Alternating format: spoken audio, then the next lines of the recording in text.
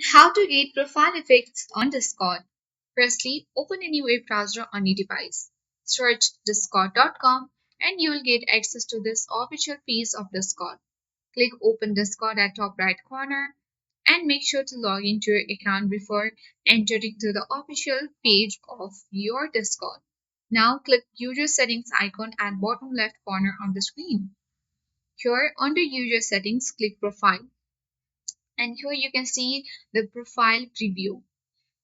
When you scroll down to the bottom of the screen, you will see the option of getting the profile effects on Discord.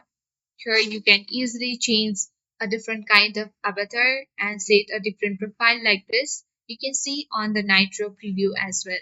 So your profile effect will look like this after you have turned on or bought profile effects on Discord. But in order to get it, you need to have the Nitro option, then only you will be able to turn on or get the profile effect by clicking on change effect button at the bottom left corner of the screen.